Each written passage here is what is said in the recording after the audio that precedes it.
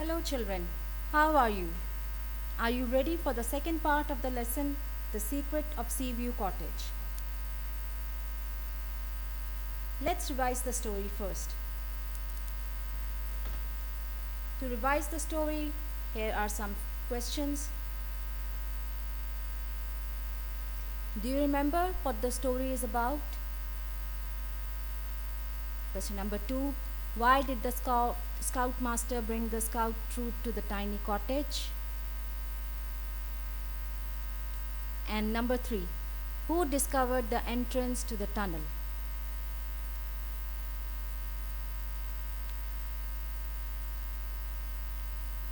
The story is about the secret of Seaview Cottage.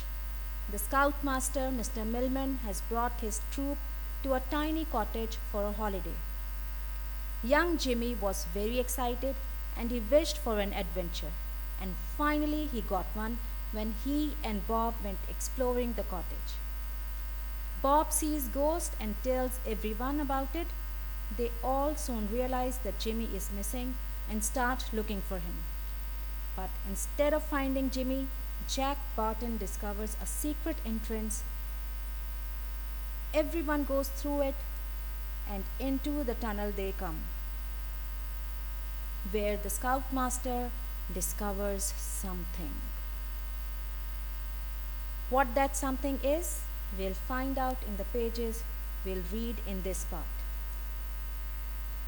So before we start reading, let's first look at a list of questions which you are going to see in the coming pages. Here is the list, and in this list are words. Number 1, craned. Number 2, contraband. Number 3, lair. And then comes number 4, comrade. Number 5, tarnished. Number 6, jumping snakes. 7, concealed. 8, weird. And last one is solemn. And the meaning of these words are: number 1, craned means to stretch towards an object of attention. Number 2, contraband means things or goods imported or exported illegally. Number 3, lair is a place for hiding. Number 4, comrade means companion. 5, tarnished, became dull. 6, jumping snakes. This is an exclamation to show surprise. 7, concealed means hidden. 8, weird, strange. And solemn means serious. Now we are ready to start reading. We will be starting from page 14. After reading the page, I will tell you the explanation or the summary of the page as needed. So here we start. If you have your books with you, you can open up page 14 with me. Necks were craned forward, and questions rose to every pair of lips. "Do you mean that we've hit upon a smuggler's lair?" whispered Bob. "That's about the size of it," agreed the scoutmaster, "and I reckon there's something like 1,000 pounds worth of contraband goods here." "Jove," whispered Jack Burton. "What a thrill!" Then he paused. "But what about Jimmy?" he went on. "If there are smugglers about, even wanton ones, won't he be running into terrible danger?" The scoutmaster raised his head. "By Jove," he said earnestly, "you're dead right, Jack. We must push forward at once. Those men won't stop at anything to prevent their secret from being—" Mr. Millman stopped speaking as abruptly as if someone had pressed pause, for a sudden shout echoed round the tunnel. "Quick! yelled Jared Turnbull. I found a treasure and a skeleton. In a second, the scoutmaster and the rest of the Castrol patrol were dashing along the tunnel. Bob Willis was the first to arrive at his comrade's side, but the others were not far behind. Soon they were all staring with amazed eyes at a pile of tarnished gold and silver articles, which were hidden in a deep recess in the wall, and at a bleached skeleton. Jumping snakes, cried Mr. Millman. This is a find.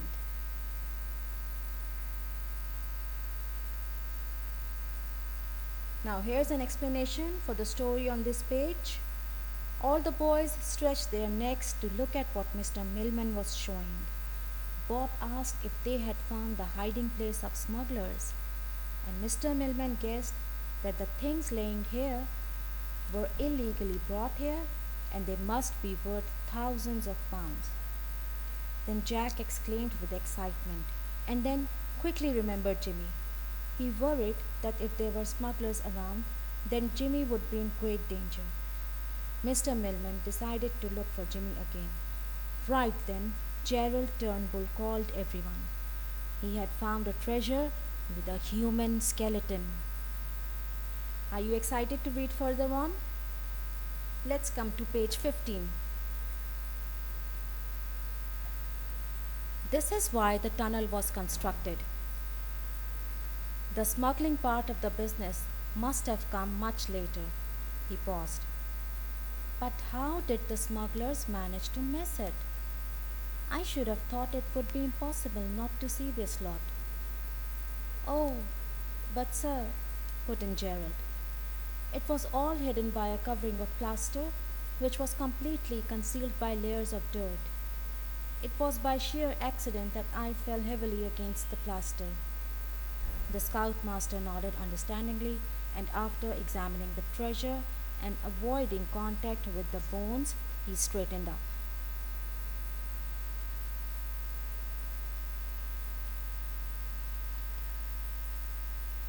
So here's a summary of page 15. The treasure was hidden in a hole in a wall and the gap was plastered up.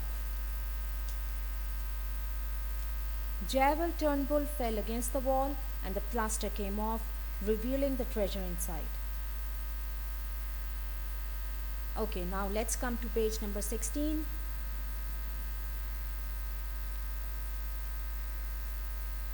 The scoutmaster nodded understandingly, and after examining the treasure and avoiding contact with the bones, he straightened up.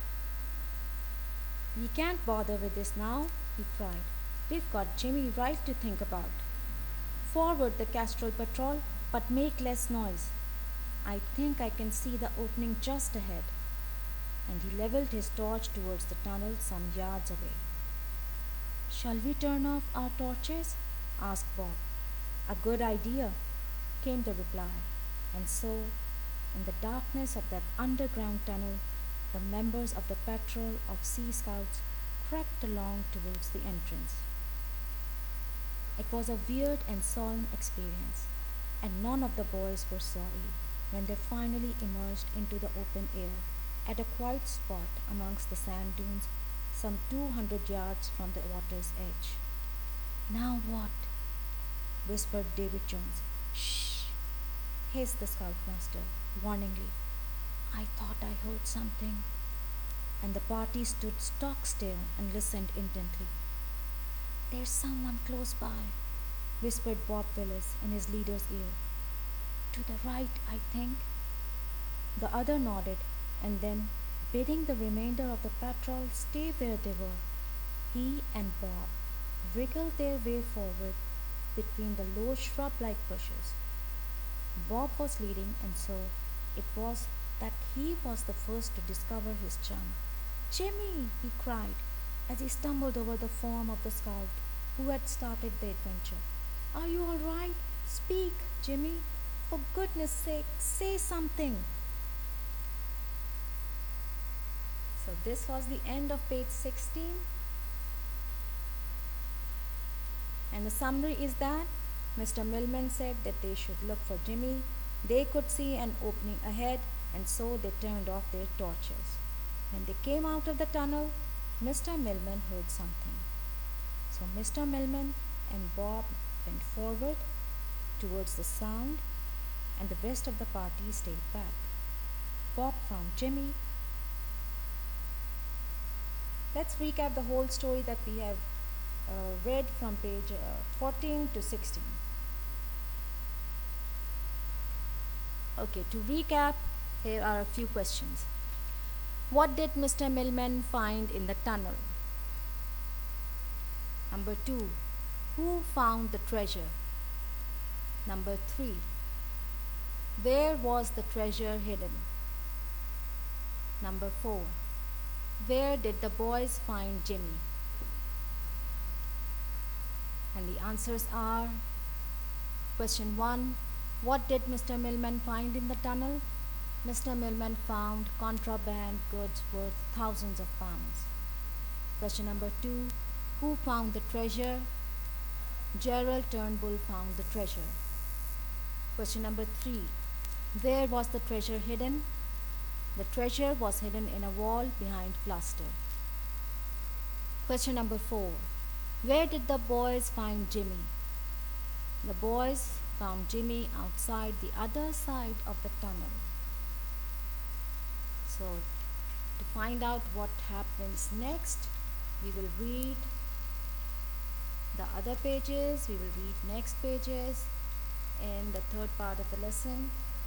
Now, I want to tell you how you can use an online dictionary to find meaning of words.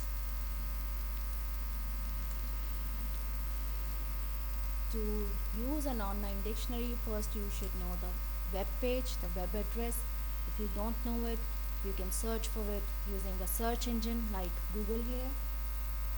I wrote the name of the dictionary, it's Merriam-Webster, and when I pressed enter, I was returned with a list of results. So I clicked on the link given in the list here, and this led me to the page of the dictionary, merriam-webster.com. Here's a search button. You can click on it and then type the word that you want to find the meaning of. Here I have written the word appreciate. When I press the enter key, I got the result like this. Here's the word appreciate. In front is written the part of speech that the word is. So this word is a verb, and here is written the word divided into its syllables. Appreciate. So the word is made up of 4 sounds or 4 syllables.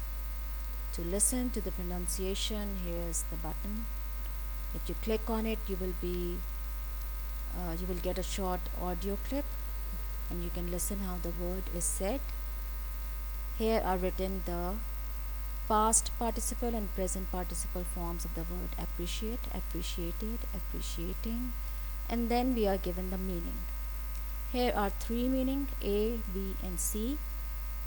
Read all of them and then decide that according to the text in your lesson, which meaning fits. For what meaning is the word used in your lesson? So now that you know how to use an online dictionary, though I'm sure many of you already knew, and for those who did not, I hope this was helpful. Now you will learn and use this skill to find meaning not only for literature but for other subjects like science and social studies as well. And now we come to a very important part of today's lesson, that is your homework. Now in the last part, the homework was to do questions 1 to 4 from exercise A. Here's exercise A, 1, 2, 3, 4. You have already done for your homework. This time you have to do question 5 and 6, and then you have to do exercise number C. Here you have to find ly adjectives from the story. In your story are given adjectives, most of the adjectives end with ly. Find as many adjectives as you can, at least 10. Then you have to use 5 of those adjectives into your sentences. The third part is that you have to find 10 things related to boats and the sea. And then here are some nautical expressions, and you have to find what is their meaning. Now that you know how to use an online dictionary, this will not be a problem for you. So do your homework on Fullscape sheets and submit in the office on Monday between 9 to 11 a.m. Now this is the end of part 2 of the lesson, The Secret of Seaview Cottage. Don't forget to do your homework. See you in the third and last part of the lesson. Till then, goodbye.